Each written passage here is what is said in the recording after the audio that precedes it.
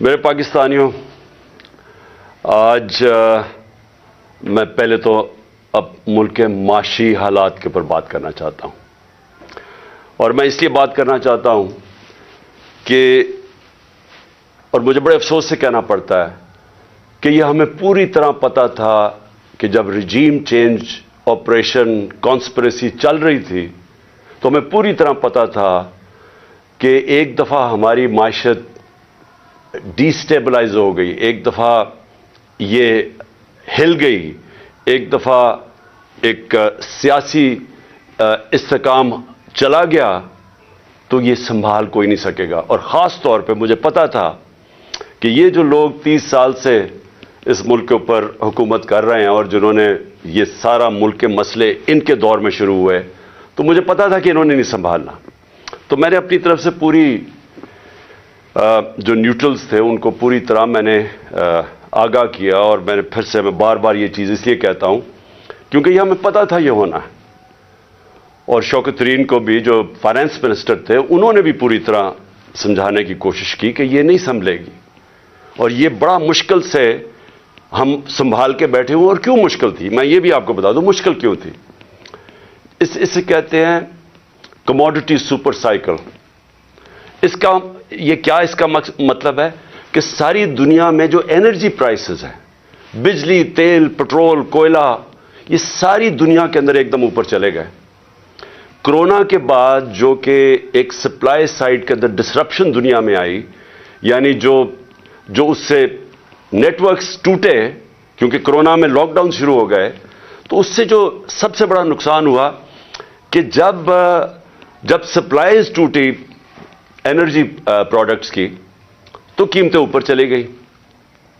تو ہم جب آخری دن ہمارے حکومتوں میں تھے تو جو تیل تھا وہ 110 سے $115 پہ چلا گیا پر بیرل۔ آج بھی اوپر بھی گیا، 70-75 سے لے کے آج 85 پہ ہے۔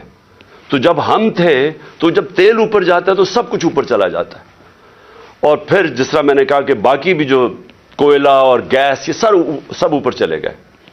تو ہمارے لیے مشکل تھا بڑا، کیونکہ ہم بڑا بیلنس کر رہے تھے کہ ایک طرف لوگوں کو بھی مہنگائی سے بچائیں، لیکن امپورٹڈ انفلیشن آ رہی تھی باہر سے، جو بھی چیزیں باہر سے آ رہی تھی۔ اب گھی، وہ پام آئل اوپر چلا گیا تو گھی کی بھی قیمتیں، دالیں اوپر چلی گئیں، تو ہم بڑی مشکلوں سے بیلنس کر رہے تھے۔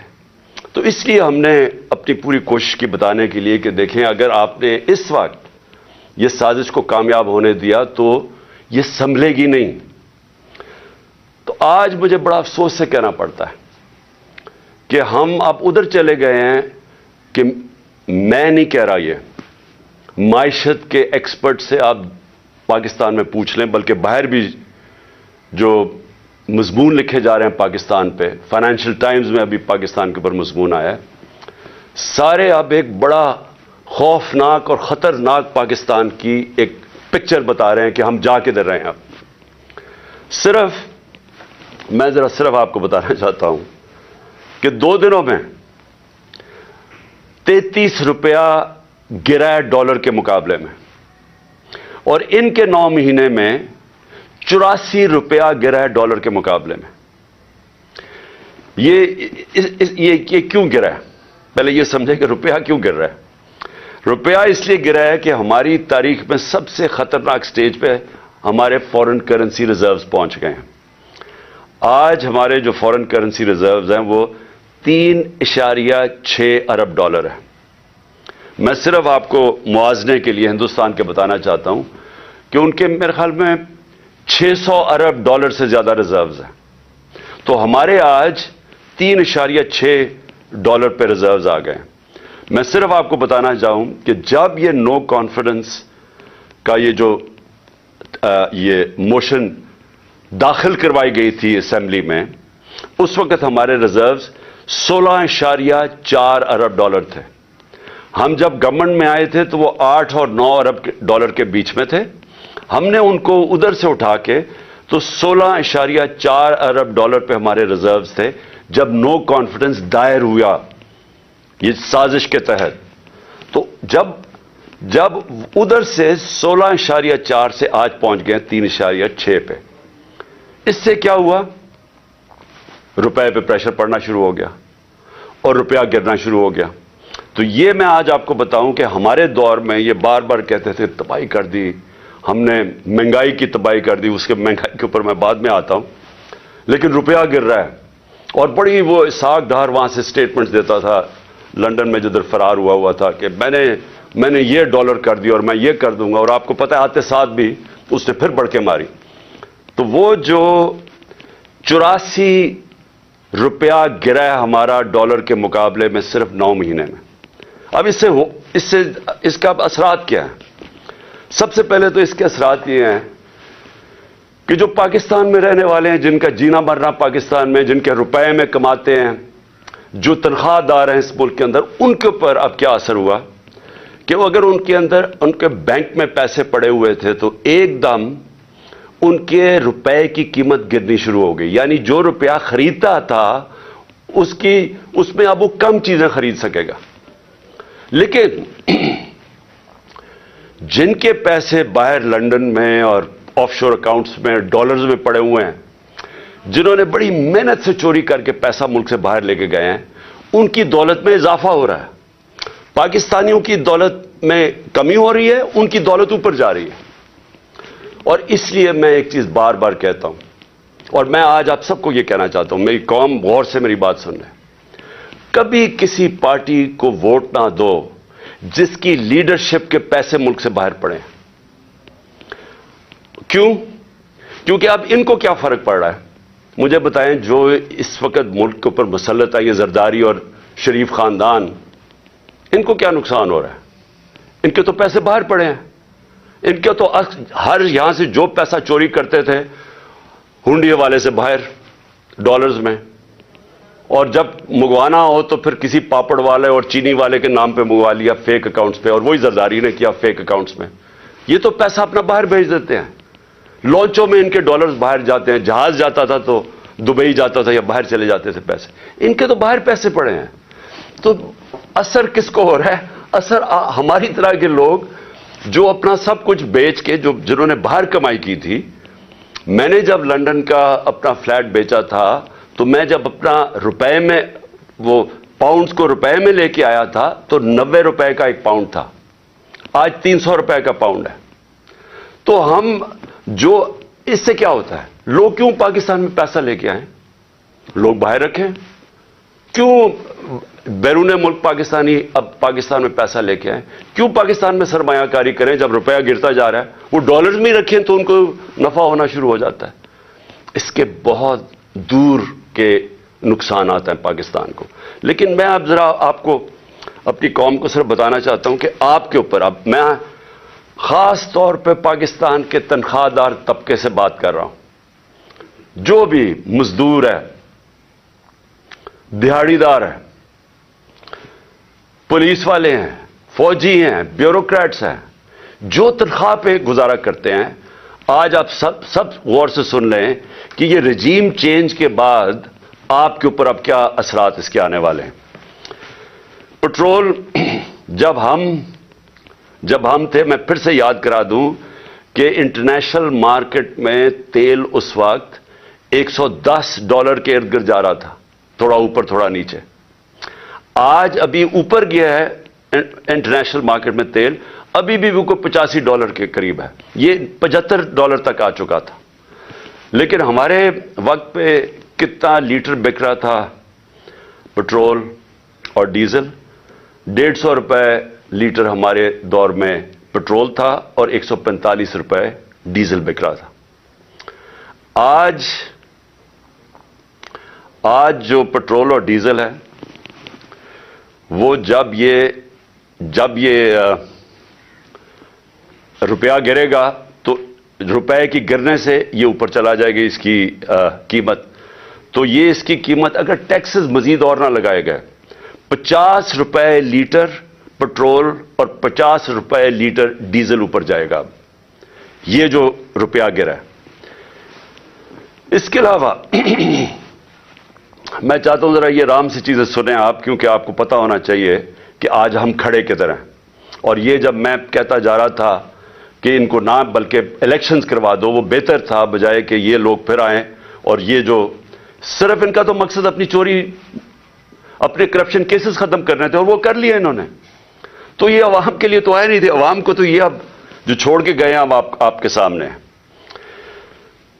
جب ہم چھوڑ کے گئے تھے تو 12% تھی مہنگائی، انفلیشن، جس کو سی پی آئی کہتے ہیں.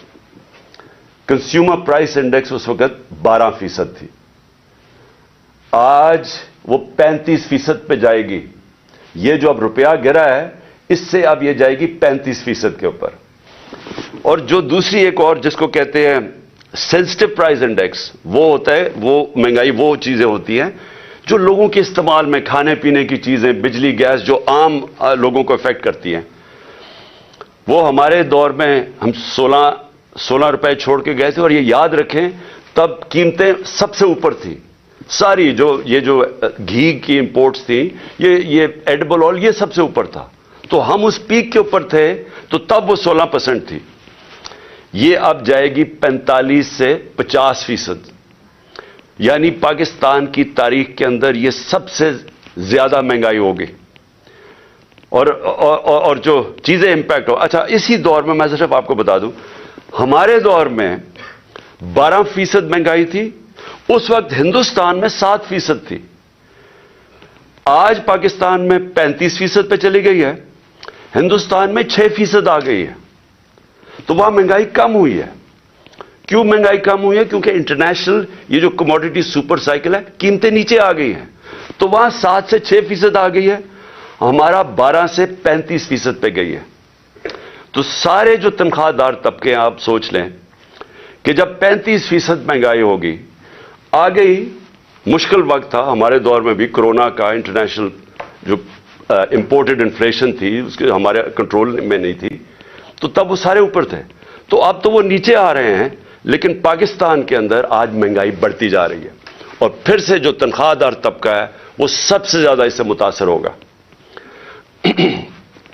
جو میں عام آدمی کی اب بات کرتا ہوں، میں باقی لمبی چیزوں کے اوپر نہیں جاتا، لیکن میں صرف ایک عام آدمی جس کی بنیادی ضروریات آٹا ہے، ایک عام گھرانہ ہے، جو ہم نے اندازہ لگایا ہے کہ ایک عام گھر ہے اس کے اوپر جو اب آٹے کا خرچہ آئے گا. کیونکہ ہمارے دور میں آٹا تھا، آٹا گیا ہمارا 60 روپے اور آج وہ گیا 150 روپے پہ. یعنی تقریباً 2.5 گنا سے بھی تھوڑا زیادہ. تو آٹا جو عام لوگ، ایک ہم نے اندازہ لگایا اب 18,000 روپیہ صرف ایک گھر صرف روٹی لینے پہ خرچ کرے گا. تو کمائی صرف جائے گی ان کی، جو بھی پیسہ کمائیں گے 18,000 روپے ادھر. جو عام آدمی استعمال کرتا ہے، پیاز ہمارے دور میں 44 روپے کلو تھا، آج وہ چلا گیا 230 روپے کلو. تو اگر روٹی آ بھی گئی تو اس کے لیے، پیاز کے لیے آپ کے سامنے، اور مرغی دگنی ہو گئی. اب بجلی پہ آ جائیں.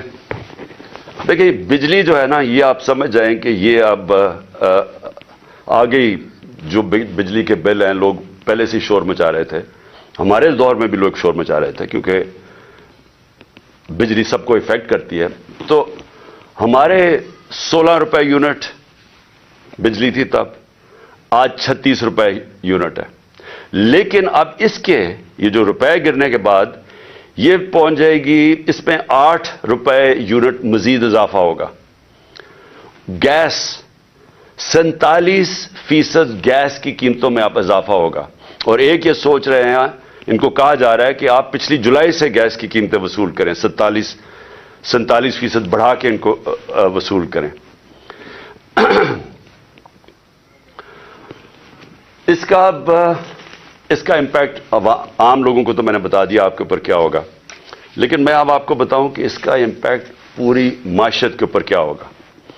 سب سے بڑا اس کے اوپر امپیکٹ ہوگا پاکستان کی گروتھ ریٹ. یعنی جو دولت میں اضافہ ہوتا ہے، جس کو گروتھ کہتے ہیں دولت میں، وہ اس پہلے گر رہا تھا. انڈسٹری بند ہو رہی تھی، کسان متاثر تھا. کسان نے صرف یوریا کے اوپر، ہم نے کیلکولیٹ کیا ہے کہ یوریا کی جو قیمت بڑھی ہے 60 अरब रुपया किसानों का गया है सिर्फ इजाफी यूरिया की कीमत पे। ये जो गंदम की फसल उगानी है, जो उगाई थी उन्होंने, ये जो अभी कटेगी मार्च और अप्रैल में, 60 अरब रुपया सिर्फ गंदम उगाने के लिए यूरिया पे एक्स्ट्रा उनको इजाफा, उसकी महंगाई की वजह से इफेक्ट हुआ है। हमारी इंडस्ट्री बंद हो रही है। आज पाकिस्तान के अंदर बेरोजगारी बढ़ रही है। बेरोजगारी इसलिए बढ़ रही है कि इंडस्ट्रीज, एक्सपोर्ट इंडस्ट्री, वो सारी मुतासर हो रही हैं। पाकिस्तान की एक्सपोर्ट्स गिर रही हैं क्योंकि इन्होंने जो पॉलिसीज बनाई रॉ मटेरियल बंद करने की, सोचे समझे बगैर, उससे मुतासर हो गई एक्सपोर्ट्स। रेमिटेंसेस जो बाहर से डॉलर्स आ रहे थे वो कम हो गए क्योंकि इतना बड़ा गैप हो गया था उसमें। एक तो वजह इन्होंने इसलिए कम किया है, इसलिए इन्होंने ये रुपए को गिराया। ये है जी, मैं सिर्फ बाकी चीजों पे आने लगा हूं, लेकिन ये है पाकिस्तान की इकोनॉमिक सर्वे। ये हर साल गवर्नमेंट जो मायशत के ऊपर एक डॉक्यूमेंट बनाती है। मई के अंदर ये डॉक्यूमेंट पब्लिश हुई है, यानी कि इस हुकूमत ने ये डॉक्यूमेंट बनाई है, इकोनॉमिक सर्वे। ये जरा इकोनॉमिक सर्वे आप खोल के देख लें, इसमें आपको जो चीजें नजर आएंगी कि अप्रैल में पाकिस्तान मार्च अप्रैल में किधर खड़ा था। आपको हैरत होगी कि इस सब के कोरोना के बावजूद 2 साल कोरोना, इंटरनेशनल प्राइसेस सबसे ज्यादा ऊपर, जो जिसको मैं बार बार कहता हूं energy prices, commodity super cycle, वो सबसे ज्यादा। उसके बावजूद इस रिपोर्ट में पाकिस्तान की चौथे साल में 6% ग्रोथ रेट हुई, 6% पाकिस्तान की इकॉनमी बढ़ी।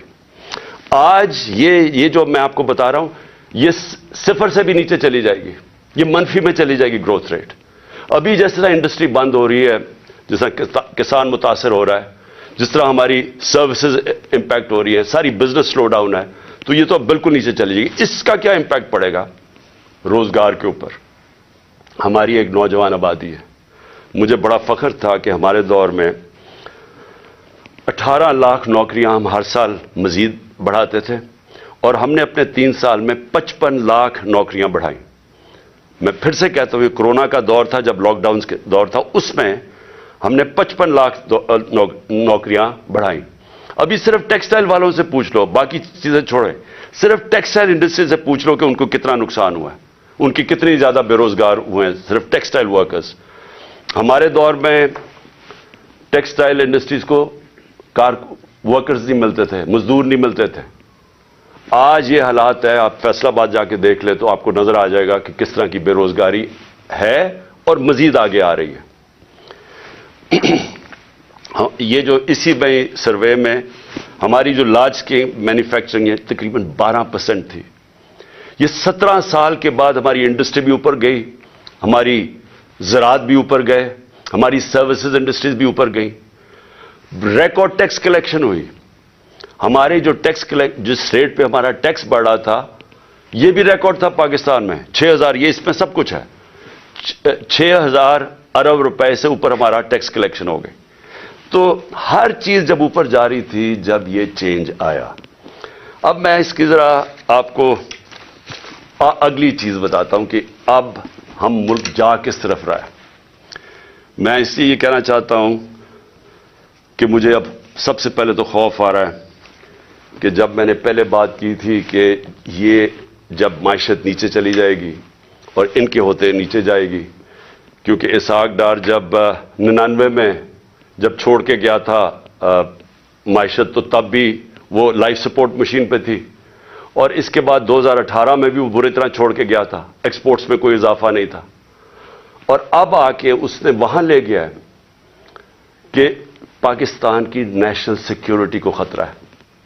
मैं इसलिए ये कह रहा हूं कि जिन लोगों ने अब बेल आउट करना है पाकिस्तान को, इसमें से जो निकालेंगे, जो हम अब उनसे भीख मांगेंगे, क्योंकि हमारी आमदनी की अब तो है ही नहीं, जिधर से हमने डॉलर कमाने थे वो तो नीचे जा रहे हैं, रेमिटेंसेस, और अगर एक्सपोर्ट्स नीचे जा रही है तो हमारे तो डॉलर कम हो रहे हैं अब।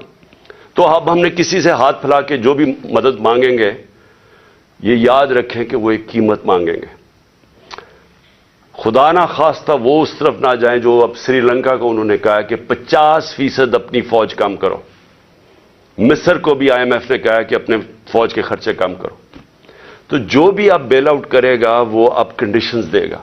تو پہلی تو کنڈیشنز میں نے آپ کو بتا دیں کہ ابھی انہوں نے مزید اور ٹیکسز لگانے ہیں کیونکہ ہماری ٹیکس کلیکشن گر گئی ہے. 400 ارب روپے کے ٹیکسز لگانے ہیں تو وہ بھی مہنگائی پیدا کرے گا. انہوں نے یہ جو پٹرول اور ڈیزل اور بجلی کی قیمتیں بڑھانی ہیں تو وہ اور مہنگائی کرے گا. تو عام آدمی کو سارا کچھ افیکٹ کرے گا. لیکن سب سے زیادہ کہ یہ ملک ایک بڑا خواب پاکستان، اس کی سیکیورٹی کی ہر اس پاکستانی کو فکر ہے جس کا جینا مرنا اس ملک میں. وہ لوگ جن کا سٹیک پاکستان میں نہیں ہے ان کو اس کی فکر نہیں ہے. ان کو تو باہر بیٹھے ہوئے ہیں، جب مشکل آتی ہے باہر چلے جاتے ہیں. مسئلہ یہاں پاکستان کے لوگوں کو ہے اور یہ میرا سب سے پہلے میں آپ کو بتاؤں کہ میرا یہ خطرہ ہے. دوسرا مجھے جو خوف آ رہا ہے وہ یہ کہ جن لوگوں نے، اور یہ جو چند لوگ تھے جنہوں نے یہ رجیم چینج کے اندر پوری سازش کر کے گرائی تھی گورنمنٹ، مجھے خوف ہی آ رہا ہے کہ انہوں نے کوئی یہ پچھلے 8 مہینے میں کوئی سبق نہیں سیکھا. بجائے یہ جلدی ریئلائز کرتے کہ یہ غلطی ہو گئی ہے اور یہ غلطی ٹھیک کرنے کا تو صرف ایک ہی طریقہ تھا جو میں پہلے دن سے کہہ رہا تھا جب ہماری گورنمنٹ گرائی کہ صاف اور شفاف الیکشن کروا دیں. اس کے علاوہ تو کوئی دوسرا طریقہ نہیں تھا. بجائے اس طرف جانے کے مزید اور پاکستان کو دلدل میں ہم نیچے جاتا جا رہا ہے. کیسے ہو یہ رہا ہے کہ عوام کے خوف سے کہ عوام نے اب سوال پوچھنے ہیں. اب سارے تنخواہ دار طبقہ، مزدور، کسان سب اب سوال پوچھیں گے کہ یہ جو آپ سازش کے تحت ان لوگوں کو اوپر لے کے آئے تھے کون ذمہ دار تھے اس کے؟ قوم سوال پوچھے گی. تو اس کے منہ بند کرنے کے لیے اب ساری حرکتیں ہو رہی ہیں. بجائے یہ کہ وہ قوم کو فیصلہ کرنے دے کون کس کو وہ لانا چاہتے ہیں، ایک جمہوری طریقے سے، ایک صاف الیکشن سے وہ قوم الیکٹ کر لے وہ لوگوں کو جس کو بھی وہ لے کے آئے اور وہ اس کو مینڈیٹ دے کہ ہمیں اب اس مشکل وقت سے نکالیں. الٹا دوسری طرف نکل گئے ہیں. جو اس وقت طاقتور لوگ پیچھے بیٹھے ہوئے ہیں، مجھے خوف آ رہا ہے کہ وہ پاکستان کو کدھر لے کے جا رہے ہیں. سب سے پہلے وہ پاکستان کی جمہوریت کو تباہ کرنے پہ تلے ہوئے ہیں. ہر حرکت ابھی یہ کی جا رہی ہے کہ ملک کو ایک فیشزم کی طرف، ایک خوف اور ہراساں پھیلایا جا رہا ہے. یہ میں پچھلے 7 مہینے سے دیکھ رہا ہوں. میں بار بار کہتا ہوں کہ میں نے جنرل مشرف کا مارشل لاء دیکھا. میں آپ کو یقین سے کہتا ہوں کہ کبھی اس طرح کا خوف، جس طرح کی فیشسٹ طور طریقے استعمال کیے جا رہے ہیں، میں نے کبھی ایسا نہیں دیکھا. وہ حرکتیں کی جا رہی ہیں ان لوگوں کو، ہم جو اس وقت بیٹھے ہوئے ہیں اپوزیشن میں، کہ ایک ملک کے غداروں سے ایسے کیا جاتا. میں تو یہ سوچتا تھا نا کہ ملک کا کوئی غدار ہو تو اس سے اس طرح کی چیزیں کی جائیں. کوئی بیرونی ملک سے کوئی اسپائے آیا ہوا کلبوشن ٹائپ، اس سے میں نے کبھی نہیں یہ سوچا تھا کہ اپنے لوگوں سے اس طرح کے جو اسٹریٹجی، جو ٹیکٹکس استعمال کی جا رہی ہیں، اور جو کبھی کسی کو اعظم سواتی کو جو اس کے اوپر ظلم کیا صرف خوف پھیلانے کے لیے. فواد چودھری اس کو اٹھا لیا جس طرح، اور رات کے اچھا آتے بھی ہیں، چلے دن کے وقت آ کے اٹھائیں، وارنٹ دکھا کے اٹھائیں. رات کے اندھیرے کے اندر صبح کے 3 بجے اعظم سواتی کو، 6 بجے صبح فواد چودھری کو، یعنی کون؟ ہم کوئی قوم کے مجرم ہیں. اور اس کے علاوہ جو میڈیا سے کیا، جو ارشد شریف سے کیا، میڈیا کے لوگوں کو صرف آواز بند کرانے کے لیے، اس ملک کی جمہوریت ختم کرنے کے لیے، تاکہ لوگوں کو ڈر سے کہیں لوگ ان چوروں کے پیچھے لگ جائیں. ساری کوشش کی جا رہی ہے کہ ہم گھبرا کے، ڈر کے ہم کہیں جی چلیں ٹھیک ہے جی یہ چوری قبول ہے. میں آج اپنی قوم کو بھی بتانا چاہتا ہوں اور وہ لوگ جو یہ کر رہے ہیں ان کو بتانا چاہتا ہوں کہ آپ ملک کو ادھر دھکیل رہے ہیں، یہ ساروں کے ہاتھوں سے نکل جانا ہے. ابھی اس طرف تقریباً پہنچ گئے ہم. یہ جو معیشت سے ہوا ہے، یہ جو مہنگائی آ رہی ہے، اور ایک طرف مہنگائی آ رہی ہے، دوسری طرف بے روزگاری آ رہی ہے، اور تیسری طرف تنخواہ دار طبقہ ہے. جب اس کی تنخواہ ختم ہو جائے گی 10-12 دنوں کے اندر، وہ کیسے گھر گزارا کریں گے؟ تو یہ تو بھی آواز اٹھنے والی ہے اس قوم کے اندر. اور اس کے اندر جو ایک جمہوری طریقہ اسے نکالنے کا ایک سیاسی استحکام پیدا کرنے کا، اس کو ختم کر کے اور زیادہ خوف اور ہراساں پھیلایا جا رہا ہے اور کونے سے لگایا جا رہا ہے جو ملک کی سب سے بڑی جماعت ہے. اور اس سے کیا ہوگا؟ اس سے پاکستان مزید دلدل میں پھنسے گا. ہمارا اس وقت حالات یہ ہیں کہ معیشت تو جا ہی رہی ہے، پاکستان کے چن چن کے ادارے تباہی کی طرف جا رہے ہیں. پارلیمنٹ، فیڈرل پارلیمنٹ کی کیا حیثیت رہ گئی جب راجہ ریاض اپوزیشن لیڈر بن گیا؟ وہ پارلیمنٹ کیا ہے جدھر اپوزیشن ہی نہیں ہے؟ جو کہتا ہے میں نون لیگ سے ٹکٹ لڑوں گا وہ اپوزیشن لیڈر بن گیا. تو پارلیمنٹ ختم. ایف آئی اے کا کام ہے کرپشن پکڑنا، ایف آئی اے کا کام ہے جرم پکڑنا. ایف آئی اے کو صرف شہباز شریف کو وہ منظور چپڑاسی اور وہ جو 16 ارب روپے کی ان کی چوری پکڑی تھی، اس کو مٹانے کے لیے، اس کو دبانے کے لیے ساری ایف آئی اے تباہ کر دی ہے. ایف آئی اے میں اپنے وہ چمچے ڈال دیے ہیں. ان سے کیا کر رہے ہیں کہ انتقامی کارروائی شروع کروا دی ہے ہر ایک کے اوپر. کہ میرے اوپر 70 کیسز کیے ہوئے ہیں، 70 ایف آئی آرز ہیں میرے پہ. ساری ٹاپ لیڈر جس سے ڈر لگتا ہے اس کو پکڑ لیتے ہیں، اس کے اوپر ایف آئی آر کاٹ دیتے ہیں. تو یہ کیا، اس سے کیا ہمارے منہ بند ہو جائیں گے؟ اس سے کیا ملک ٹھیک ہو جائے گا؟ ایف آئی اے، نیب جس نے ہمارے دور میں 480 ارب روپیہ ریکور کیا تھا 3.5 سالوں میں ملک کے لیے، 480 ارب روپیہ. آج 1100 ارب روپیہ جو نیب نے ریکور کرنا تھا وہ معاف کروا دیا چوروں کا، اور نیب کو پھر استعمال کر رہے ہیں. خیر وہ تو ٹوتھ لیس باڈی ہے، اس کے تو اپنی چوری بچانے کے لیے اس کو بھی ختم کر دیا ہے. یعنی لائسنس دے دیا ہے پاکستان میں وائٹ کالر کرائم کو. آج طاقتور اب چوری کرے گا جو ملک سے پیسہ باہر بھجوا دیتا ہے، نیب کی کوئی اب طاقت نہیں رہے گی اس کو پکڑنے کے لیے، صرف چھوٹے چور اب پکڑے جائیں گے. ہماری عدلیہ، ہمارا انصاف کا نظام، اس کے اوپر جتنا پریشر ڈالا ہوا ہے، اور صرف پریشر کس لیے ڈالا ہوا ہے کہ رول آف لا کے لیے نہیں، رول آف لا نہ آئے اس کے لیے پریشر ڈالا ہوا ہے.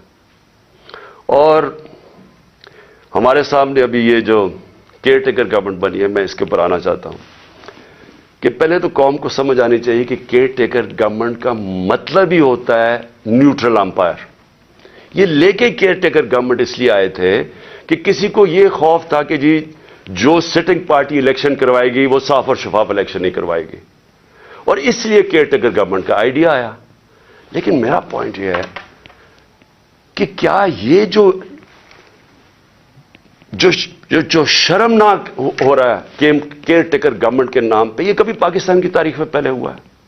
کبھی ایسا ہوا ہے کہ کیئر ٹیکر گورنمنٹ ہمارے بدترین مخالف کو وہاں بٹھا دیا، یہاں بھی اور پختونخوا کے اندر بھی؟ وہ بھی جب آپ کیبنٹ دیکھیں تو اس کا تحریک انصاف، سارے جو اینٹی تحریک انصاف ہے وہ وہاں کیبنٹ میں آ گیا، اور یہاں اس کو بٹھا دیا اور آتے ساتھ ہی کارروائیاں شروع کر دی ہیں جو فواد چودھری سے کی ہیں، اور باقیوں کے اوپر اب ایف آئی آرز بنا رہے ہیں. کیا یہ ہے نیوٹرل کیئر ٹیکر؟ یعنی کوئی قوم کو اتنا بیوقوف سمجھا ہوا ہے کہ آپ ایک طرف نیوٹرل امپائر کھڑا کر رہے ہیں اور بدترین ہمارے مخالف یہاں کھڑے کر دیے لا کے. اور پھر کیئر ٹیکر گورنمنٹ کیا کرتی ہے؟ میں ایک کیس صرف بتانا چاہتا ہوں، یہ جو جے آئی ٹی کا ہے. اب جے آئی ٹی بنی تھی، میں پہلے بھی اس کے اوپر بات کر چکا ہوں. یہ بنی تھی جو میرے اوپر حملہ ہوا، جو مجھے قتل کرنے کی طاقتور لوگوں نے جو سازش کی، اور جو میں ابھی بھی میری ٹانگ اسے ریکور کر رہی ہے، میری ہڈی پوری طرح نہیں ابھی تک جڑی. تو وہ کیئر ٹیکر گورنمنٹ تو بننا چاہیے تھا ان کو کہ صرف الیکشن کروانے کے لیے. اس نے آتے ساتھ ہی پہلے تو انتقامی کارروائی شروع کی، جو آن گوئنگ سکیمز وہ ختم کر دی ہماری، سب غیر قانونی. جو ڈپارٹمنٹس کے ہیڈ لگے ہوئے تھے، جو نان پولیٹیکل لوگ تھے، ان کو ہٹانا شروع کر دیا. اور جو جے آئی ٹی ہے، جے آئی ٹی کو بند کر دیا. اب پروونشل جے آئی ٹی نے فائنڈنگز کی ہوئی تھی کہ ایک نہیں تھا، 3 شوٹر تھے. 2 جو ڈی پی او گجرات تھا اور جو سی ٹی ڈی کا ایس ایس پی تھا، ان دونوں نے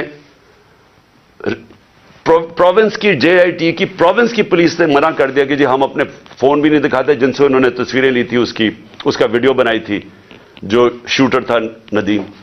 اور جب انہوں نے یہ ثابت کر دیا 3 شوٹر ہیں، تو وہ ساری جو پورا بنایا ہوا تھا طاقتور لوگوں نے بیانیہ، وہ ختم ہو گیا.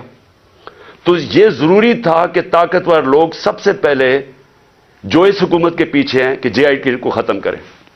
اب جے آئی ٹی کا جو انہوں نے ایک اینٹی کرپشن کا آدمی لے کے آئے ندیم سرور، اس نے کیا کیا ہے، اس نے آتے ساتھ ہی سسپینڈ کر دیا جو انویسٹیگیٹنگ آفیسر تھا، اور سارا جو جے آئی ٹی کا ریکارڈ ہے وہ سیل کر دیا. کس چیز کا ڈر ہے؟ میں یہ سوال پوچھتا ہوں کہ اگر کسی نے کوئی غلط کام نہیں کیا تو ان کو ڈر کس چیز کا ہے؟ آخر ایک سب سے بڑی پارٹی کے ہیڈ ایکس پرائم منسٹر کو قتل کرنے کی کوشش کی گئی ہے. یہ انویسٹیگیشن کیوں بند کی جا رہی ہے؟ آپ چیلنج کر سکتے ہیں بعد میں، جب جے آئی ٹی کا رزلٹ آئے تو عدالت میں پیش ہونا ہے، تو اس کے اوپر پوری دوسری طرف کی سائڈ کی آ سکتی ہے. لیکن انویسٹیگیشن کیوں بند کر رہے ہیں؟ کیوں اتنا خوف زدہ ہے؟ اور میں آج اپنی ساری قوم کو یہ بتانا چاہتا ہوں کہ دیکھیں، مجھے جب پہلی دفعہ پتا چلا جب ہماری گورنمنٹ ہٹائی گئی، تو مجھے پتا چلا کہ مجھے قتل کرنے کی سازش ہوئی ہے. میں نے ویڈیو بنا کے باہر بھیج دی. 4 لوگ تھے بند کمروں جنہوں نے فیصلہ کیا مجھے قتل کرنے کا، اور میں نے بتا دیا، اور پبلک جلسے میں بتایا کہ یہ میں نے کر دیا، اور اگر مجھے کچھ ہوگا تو یہ ویڈیو ریلیز ہو جائے گی. اس کی وجہ سے وہ پیچھے ہٹ گئے.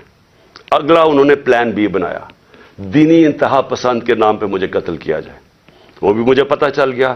میں نے تب جا کے 2 پبلک جلسوں کے اندر بتایا کہ یہ کرنے لگے ہیں. پہلے انہوں نے ویڈیو بنائی، پھر میرے اوپر پوری سازش کی، پوری کیمپین بنائی کہ جی اس نے توہین کر دیا مذہب کی. وہ پوری سازش چلی، اور اس کے بعد میں نے پہلے بتایا، اور پھر انہوں نے تقریباً کامیاب ہو گئے تھے. تو اللہ کا کرم ہے، بچانے والا، زندگی دینے والا. اب یہ تیسرا پلان سی بنا ہے. آصف زرداری اس کے پیچھے ہے. کرپشن کا پیسہ اس کے پاس بے تحاشا ہے.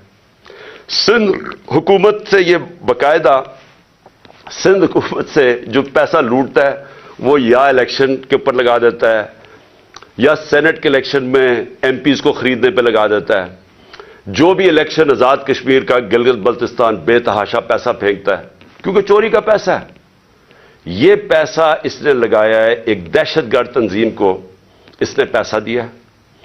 سہولت کار اس میں طاقتور ایجنسی کے لوگ ہیں جو یہ مل کے 3 طرف یہ فیصلہ ہوا ہے، اور انہوں نے اگلی واردات کرنی ہے. میں آج اپنی قوم کو بتا رہا ہوں، اور میں اس لیے بتا رہا ہوں کہ میں جو نام میں نے دیے ہیں وہی نام وہ بھی آئیں گے، اور آصف زرداری کے علاوہ.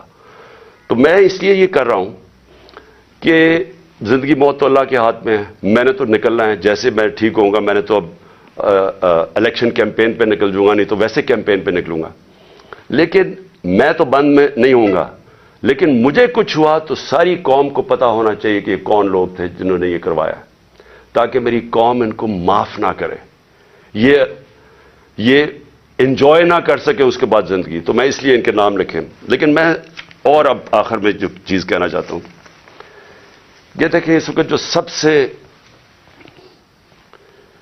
یہ جو فیشزم، جمہوریت کی تباہی، پارلیمنٹ کی تباہی، اداروں کی تباہی، صرف ایک مقصد کے لیے کہ ان کی چوری چھپ جائے، ان چوروں کی، اور کسی طرح عمران خان اور تحریک انصاف کو ہرایا جائے یا عمران خان کو راستے سے ہٹایا جائے.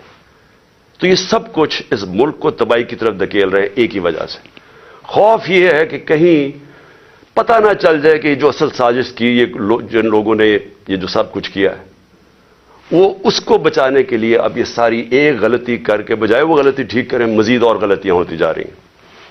میں جو آخر میں اپنی عدلیہ سے اور اپنی عوام سے 2 چیزیں کہنا چاہتا ہوں. اپنی عدلیہ سے، ساری قوم آپ کی طرف دیکھ رہی ہے. یہ پاکستان کے ڈیفائننگ مومنٹس ہیں. یہ وہ ایک قوم کی تاریخ میں فیصلہ کن وقت آ جاتا ہے جب ہر کوئی بے نقاب ہو جاتا ہے. یہ 8-9 مہینے کے اندر بہت لوگ بے نقاب ہوئے ہیں. وہ لوگ جو صحافت میں تھے، جو اداروں میں بیٹھے ہوئے تھے، سیاستدان، سب بے نقاب ہو گئے. سب سے پہلے تو یہ شکر ہے قوم کو پتہ چل گیا کہ اسحاق ڈار اور شہباز شریف وہ پنجاب سپیڈ اصل میں کیا تھی وہ اشتہاروں میں تھی، اور اسحاق ڈار کتنا بڑا جینیس وہ سب کو پتا چل گیا.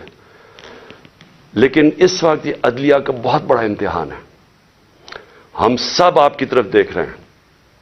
یہ ٹائم ہے آپ کو اس ملک کی جمہوریت اور ہمارے فنڈامنٹل رائٹس کو بچانا. جس طرح کی کیئر ٹیکر گورنمنٹ بنائی گئی ہے یہ توہین ہے اس قوم کی، یہ ہماری آئین کی توہین ہے. یعنی ایسے لوگوں کو بٹھا دیے لا کے، یہ کیسے نیوٹرل ہو گئے جو آپ کے بدترین دشمنوں کو اوپر لا کے بٹھا دیا، اور پھر الیکشن نہیں ہو رہا ہے. آئین بڑا کلیئر ہے کہ 90 دن میں الیکشن ہونے ہیں، اس پہ کوئی گنجائش نہیں، اور جو نہیں کرواتا آرٹیکل 6، یہ سیدھا سیدھا ہے. تو اس سٹیج کے اوپر یہ گورنمنٹ پوری طرح کوشش کر رہی ہے کہ الیکشن نہ ہو.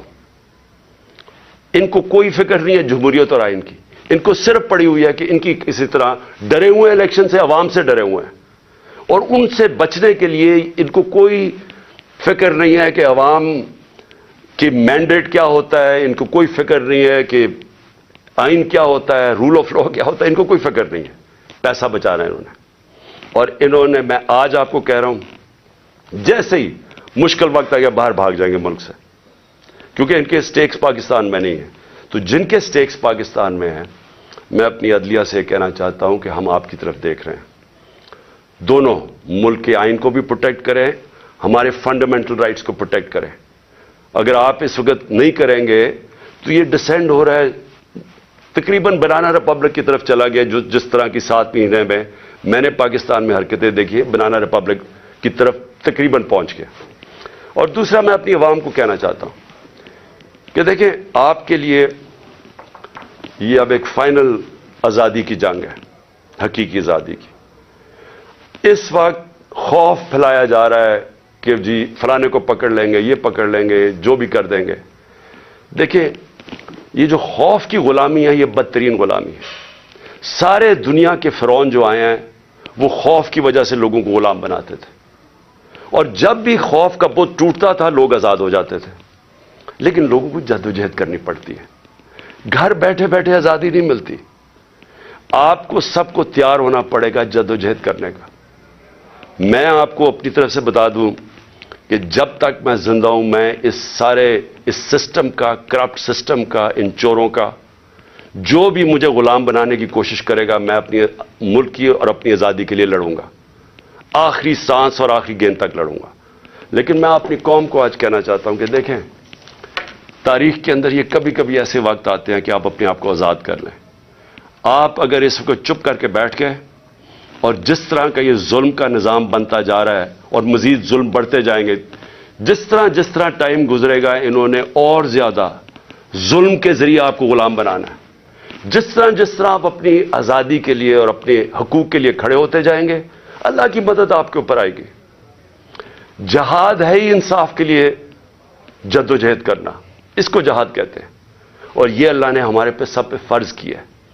تو میں آپ سب کو آج اپیل کر رہا ہوں آپ کے لیے کہ آپ نے آنے والے دنوں میں جس طرح کہ یہ ہمیں کوشش کر رہے ہیں کہ عوام کی آواز بند کرنے کی، ہمیں غلام بنانے کی، آپ نے جدوجہد کے لیے تیار رہنا ہے. میں انشاءاللہ پھر سے آپ کو بتا دوں کہ میں اس کے لیے پوری طرح تیار ہوں. میں آخری دم تک کھڑا ہوں گا، اور آپ نے اس ملک کے مستقبل کو بچانے کے لیے آپ نے کھڑے ہونا ہے. معیشت کا آپ نے دیکھ لیا حالات، آپ نے دیکھ لیے کہ یہ جس طرح کی مہنگائی 50 سال میں ایسی مہنگائی نہیں آئی جو اب آئی ہے، اور مزید ابھی اور آگے آئے گی. اور یہ صرف یہ سمجھ رہے ہیں کہ اگر آپ کو ڈرا دھمکا دیں گے اور میڈیا کے پیسے دے کے چند لوگوں کو اپنے ساتھ ملا کے تو اس طرح بھیڑ بکریوں کی طرح آپ کو دبا دیں گے، یہ اس کے پر امید لگا کے بیٹھے ہیں. انسان کے حقوق ہوتے ہیں، جانوروں کے حقوق نہیں ہوتے. انسان اگر اپنے حقوق کے لیے نہیں کھڑا ہوتا تو وہ جنگل کا قانون بن جاتا ہے اور وہ جانوروں کا نظام آ جاتا ہے. تو مجھے امید ہے کہ میں آپ تیار رہیں. آنے والے دنوں میں اگر انہوں نے ہمارے پہ ظلم کیا، ہم سب کھڑے ہوں گے. میں آپ کے ساتھ کھڑا ہوں گا. چند ہفتے، زیادہ سے زیادہ 2 ہفتے انشاءاللہ میں کھڑا ہو جاؤں گا، اور میں انشاءاللہ پھر نکلوں گا. پاکستان زندہ باد.